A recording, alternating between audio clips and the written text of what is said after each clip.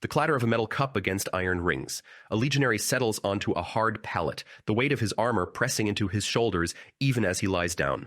Outside the tent, the camp is alive with the sound of watchmen calling out the hour and the low murmur of men who cannot sleep. This is the Roman army at rest, or what passes for rest. The year is somewhere in the 1st century, the frontier is cold, and every man here knows that the night is not a friend. It is a gap in the day when the enemy might come. You have heard the stories, perhaps, that Roman soldiers slept in their full armor, ready to leap up and fight at a moment's notice. That they spent the entire campaign season in iron, never once removing the plates and straps that defined their profession. It makes a certain kind of sense, does it not? A warrior culture that prized discipline above all else, forcing men to sleep like coiled springs. But here is the first crack in that image, the one that should make you stop. The official regulations of the legions actually forbade sleeping in full iron armor. The rule was clear and it was enforced. Why would any military issue such a rule? Think about it for a moment. If the greatest threat to a sleeping soldier is a night attack, why would you order him to take off the very thing that protects him? The answer, when you dig into it, reveals something far more interesting than a simple fact about ancient sleeping habits. It opens a window into how the Roman mind understood warfare, comfort, and the human body itself, and it connects directly to something you carry with you every single night, even now, 2,000 years later. Before we get to that connection, we need to understand what actually happened when a legionary went to sleep. He did not simply collapse where he stood.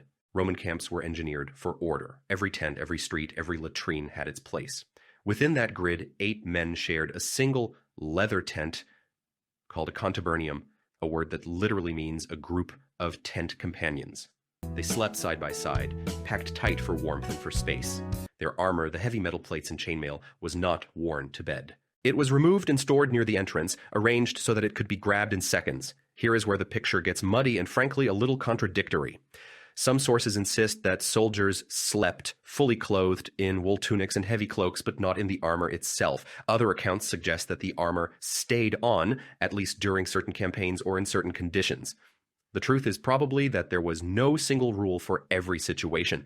A soldier on a quiet garrison in Egypt might sleep differently than one on patrol in the German forests. But one thing is consistent across all accounts. The state of readiness mattered more than the state of comfort. The body needed to be ready to move, to fight, to survive without hesitation. If you have ever tried to sleep in anything less than perfect stillness, you know the tension this creates. The body does not truly rest when it is braced for a sound. The muscles stay half flexed, the breathing stays shallow. The mind refuses to sink into the deeper stages of sleep. This is the state that the Roman soldier inhabited, night after night, for months on end. Not fully asleep, not fully awake, but suspended in a kind of watchful darkness that modern life has almost completely erased. You might recognize it from a night in a strange house, or from the first few hours of a camping trip. But here is the contradiction that should unsettle you. The Roman military was perhaps the most effective fighting force the world had ever seen. They conquered continents, built roads that still exist, and maintained an empire for half a millennium. How could an army of sleep-deprived men, lying rigid in their tents, achieve such dominance? The answer is that the sleeplessness itself was part of the training. It was not a flaw to be corrected. It was a feature of the system. This is the kind of hidden truth that reshapes everything you thought you knew about ancient warfare. Sleeplessness was not a weakness in the Roman army. It was a crafted weapon, a feature ground into the soldier over months of deliberate discomfort. If that shifts something in how you see human endurance, subscribe so you do not miss the next layer of this story. The Roman system was built on things we have forgotten, and each revelation changes what we think we understand about our own limits. Drop a word in the comments. What surprised you most about this paradox of exhausted conquerors? Let us sit with that for a moment. The Romans understood something that modern armies often forget: the ability to function without sleep, to fight without rest, to remain alert when the body screams for collapse is a skill that must be cultivated. It is not natural. It is learned through repetition, through discomfort, through the slow wearing down of the will until only the discipline remains. This is what Roman military training was really about. Not the sword drills, not the formation marching, but the slow erosion of the self, until the soldier no longer distinguished between his own needs and the needs of the unit. Now consider the physical reality of sleeping in armor. A full set of Roman military equipment could weigh over 40 pounds. That is a child strapped to your chest, a sack of stones wrapped around your limbs. Lying down in that weight does not bring rest. It brings pressure, pinching, the constant cold of metal against skin. The armor conducted heat away from the body, so on cold nights the soldier would shiver. On warm nights, the metal would trap sweat and create chafing that could become infected. The skin underneath grew raw, the joints ached, the spine curved into unnatural shapes trying to find relief. And yet, for all that discomfort, there were times when the armor stayed on. The historical record includes accounts of forced marches where men collapsed from exhaustion, still wearing their gear. Siege operations where soldiers slept in shifts right at the wall, helmets on, swords drawn. The decision to sleep in armor was not a matter of personal preference. It was a calculation of risk. If the enemy could attack at any moment, the cost of taking off the armor was higher than the cost of wearing it through the night. This is where the first narrative loop begins to close. The question was why Roman soldiers slept in armor. The answer at the surface level is that they often did not. The rule forbade it. But the deeper truth is that the rule was broken constantly, out of necessity, out of fear, out of the raw instinct for survival that overrides any regulation. The contradiction you sensed at the beginning is real.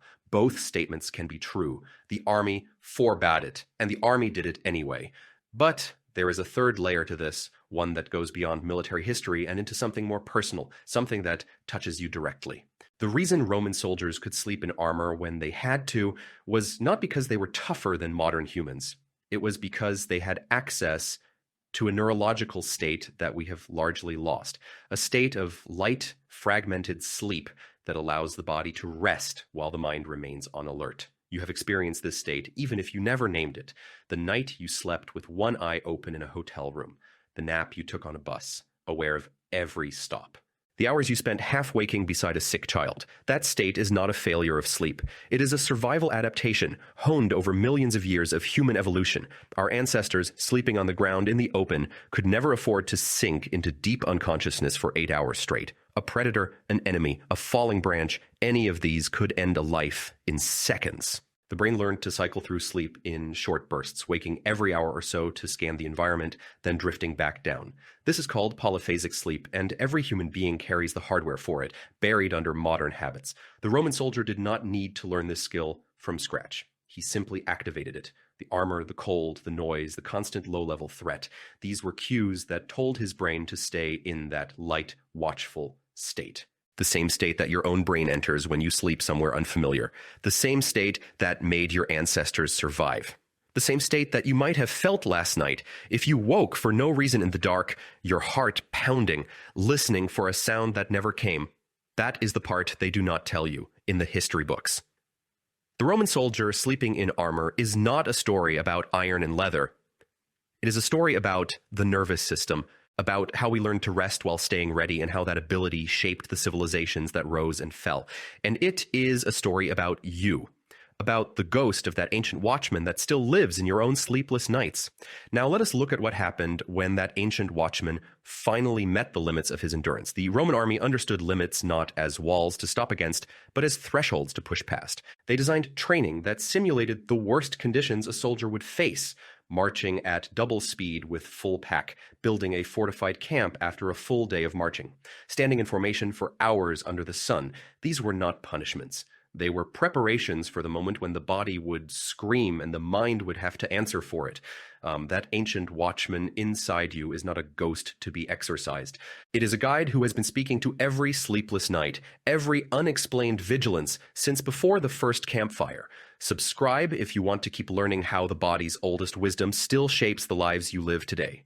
And in the comments, tell me when you last felt that watchman stir.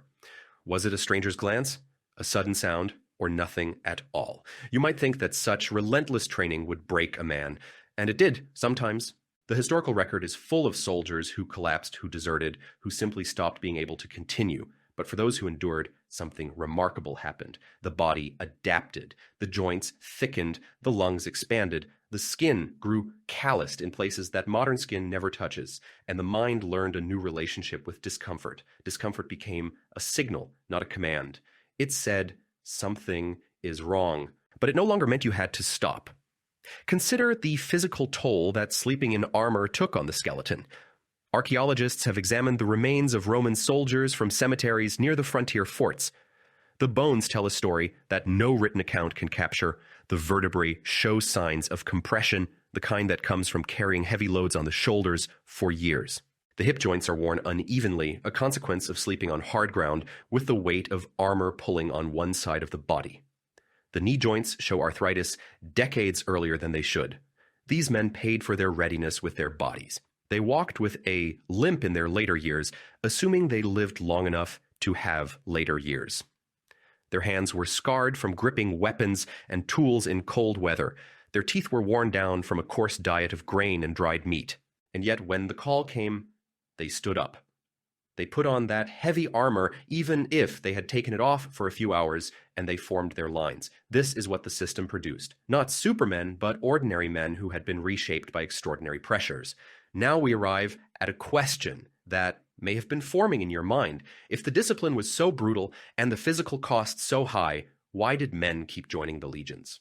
The answer is that for many, the legions offered something better than the alternative: a steady wage, regular food, a pension after 25 years of service, and the chance to become a Roman citizen if you were not one already. These were powerful incentives for a poor farmer from Gaul or a shepherd from Syria. The legions were not just a fighting force. They were an engine of social mobility. But that answer only goes so far. It explains the decision to enlist. It does not explain the willingness to endure the misery of a knight in armor. That willingness came from something deeper. It came from the bonds formed between the 8 men in a contubernium. The tent group was the smallest unit in the legion, and it was the most important. These 8 men ate together, marched together, fought together, and slept together. They knew each other's habits, fears, and strengths. When one man faltered, the others carried him. When one man screamed in the night from a nightmare, the others held him down. This is the part that the military manuals never fully capture. The cohesion of a Roman unit was not built on fear of punishment. It was built on the knowledge that the man next to you would not let you fail. And that knowledge was earned through shared hardship. The cold nights in the tent, the forced marches in the rain, the battles where blood ran between your feet. Each of these moments forged a bond that was stronger than iron. The armor was just the outer shell. The real protection was the man beside you. If you have ever been part of a team that went through something difficult together, you know exactly what this feels like. The inside jokes that no outsider understands. The silent communication that replaces words. The trust that is not spoken because it is simply there. This is what the Roman soldier carried into battle. Not just a sword and a shield, but the weight of 8 lives held in his hands. And he knew that his own life was held just as carefully in theirs. Let us take this insight and turn it toward a final, deeper layer. The ability to sleep in armor, to remain ready while resting, was not just a military skill. It was a manifestation of something profoundly human. The willingness to sacrifice individual comfort for the survival of the group is one of the oldest traits in our lineage. It predates Rome by tens of thousands of years. It is what allowed small bands of hunters to bring down animals far larger than themselves. It is what allowed families to survive winters that would have killed a lone human. The Roman army did not invent this trait. They simply refined it, organized it, and turned it into a weapon. They took the ancient instinct for group survival and applied it to the business of empire. The soldier in his tent, shivering in his armor, was not enduring a pointless ritual. He was participating in a tradition that stretched back to the first humans who ever huddled together for warmth and safety in a cave.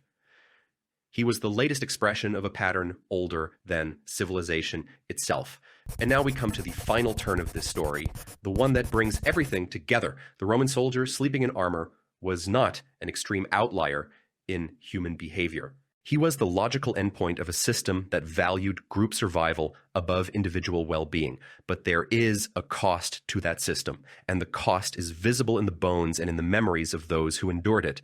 The question is whether we, in our modern world of soft beds and climate control, have lost something that the Roman soldier still had. Think about your last good night's sleep, not the one where you just passed out from exhaustion, the one where you actually felt rested when you woke up. How often does that happen? The data is not needed here. You know the answer from your own life. The modern world has made comfort abundant, but it has also made genuine rest elusive, We trade one kind of vigilance for another. The Roman soldier feared a barbarian attack. You fear an email from your boss, a notification from your phone, the social obligation you forgot to fulfill. The enemy has changed, but the hypervigilance remains. The difference is that the Roman soldier had a purpose for his vigilance. He knew why he was suffering. He could see the wall he was guarding, the comrades he was protecting, the empire he was building. His sleeplessness had meaning. Your sleeplessness too often is just noise. It is the mind spinning on a wheel that goes nowhere, processing input that has no real consequence for survival. You lie in bed, and your brain runs through the day's failures and the tomorrow's worries because it does not know what else to do with its ancient hardware. That ghost of the Watchman pacing inside you is the price of losing the ancient system that gave vigilance a direction. If you want to understand how to give that Watchman a new post, how to reclaim purpose in a world that forgot the old walls, subscribe to this channel. We keep walking through the maps of our own ancestry. Drop one word in the comments below, the one emotion that describes what it feels like to be hypervigilant without a target. This is the deeper cost, not the chafing or the cold or the aching joints. Those were the price the Roman soldier paid for his mission.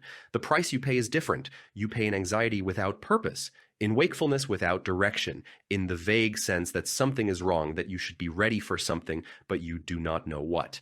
The ghost of the Watchman is still inside you, but the Watchman has lost his post. He paces the walls of a fortress that no longer needs guarding. The Roman solution was to accept the discomfort and give it meaning, to train the body until the discomfort became a familiar companion, to bind yourself to others so tightly that the weight of the armor was shared, to sleep light, but to sleep knowing that your rest served something larger than yourself. You might not have a century of legionaries beside you, but you have the same hardware, the same ability to rest while staying ready, the same capacity to transform sleeplessness from a curse into a tool.